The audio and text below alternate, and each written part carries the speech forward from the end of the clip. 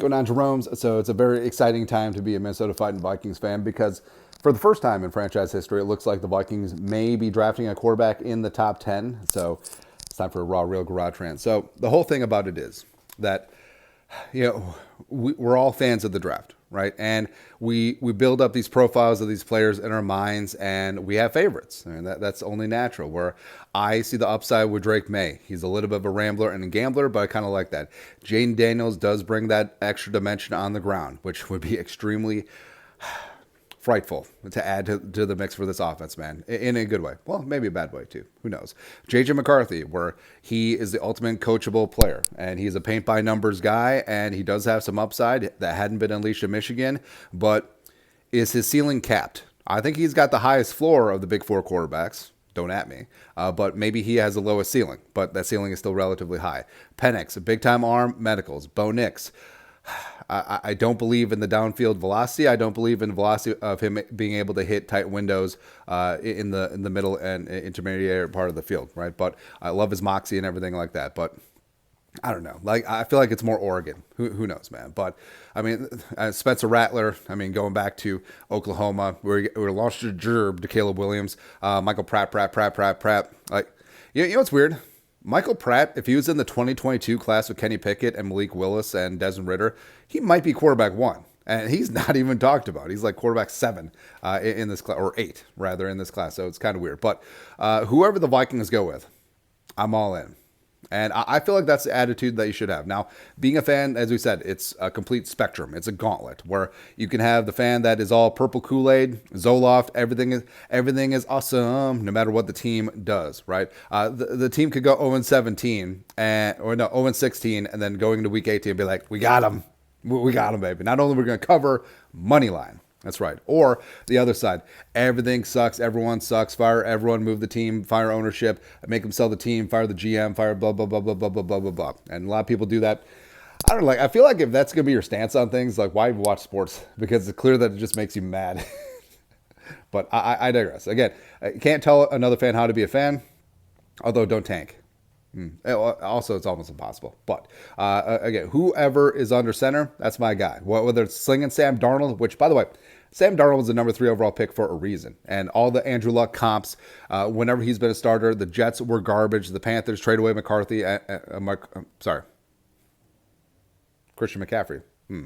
Anyways, and there were Garbaggio. And yeah, he was a backup in San Francisco last year, but he wasn't a starter. This is the best situation that Sam Darnold has ever had. So could he pan out? Certainly, right? But I feel like in the draft process or even free agency, like, we get too attached to one guy. And if my guy does not sign the guy that I want, I'm out.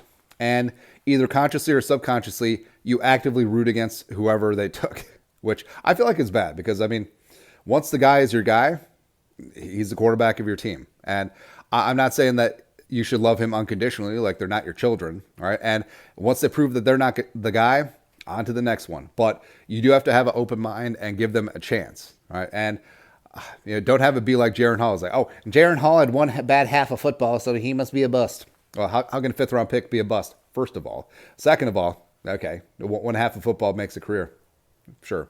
But the whole thing about it is, too, throughout the years, I mean, the Vikings have had some changeover at quarterback with Kirk Cousins coming in. And a lot of people didn't like Kirk Cousins. Maybe some people thought running back with Keenum or wait out Teddy, or Lamar Jackson was in that draft and was available at 30, man, but we just had to have us some Mike Hughes. Sure. But I feel like if you come in and you're just completely biased against whatever player it is, it's not good. Like, once he's on your team, he's on your team. So have an open mind, and hopefully that guy will bring you a dozen Trombardis in the next 10 years. And the same thing with Teddy in 2014. People didn't like his arm at Louisville, but although, arm strength is not the be all end all, even though I just said that about Bo Nix. So so hold on. I recognize I'm a hypocrite at times, but I recognize it. That's important. But Teddy, he's got skinny knees. And there's a large portion of Vikings fans who just did not have the time of day at all, ever, for Teddy, which is kind of odd. But also it's the same thing with Kirk. It's also the same thing with Christian Ponder. It's also, I wanted Jake Locker in that draft, didn't get him. Also, Jake Locker obviously did not work out. But what it is that, hey, I'm a fan of the draft. I'm a fan of this team. I understand that O'Connell and Kwesi and Flores and McCown and the scouting department, like they have much more skin in the game than I do, because they're betting their livelihoods on the quarterback, on the defensive players, on whoever they bring in. Because if they fail, guess what? They're probably going to be out of a job. All right, so I trust their expertise, even though, as we've seen, even NFL people get it wrong sometimes. But I'm cognizant enough to know what I don't know. It's like, hey, Justin Jefferson in the 2020 NFL draft, I had worries that he could only play from the slot because, I mean, that's what he did, right? So you had Jamar Chase on the outside, you had Marshall on the other side, and JJ was just doing amazing things in the slot. But could he play on the outside? Could he get off a press in the league? Those are some major concerns. And also, I kind of like Jalen Reagor's vertical prowess replacing Stephon Diggs. Guess what? I was wrong. But the second that the Vikings drafted JJ, he was my freaking guy. That's right. And that's what it should be. Like, maybe you're not the biggest fan of McCarthy. Guess what? If he's here, he's got to be your guy. Maybe you're not the biggest fan of Bo Nix, like myself. But hey, guess what? If Bo Nix ends up on the Vikings, he's our guy. Let's go win a dozen Joe Barnes in the next 10 years. And like I said, it doesn't have to be blind faith. Like, once they prove that they're not the guy, after they're actually given an opportunity, give them 20 games. Give them 20 games. If they prove that they're not the guy, then it's like, okay, well, it's on to the next one. But no, have an open mind and free your mind, and the rest will follow.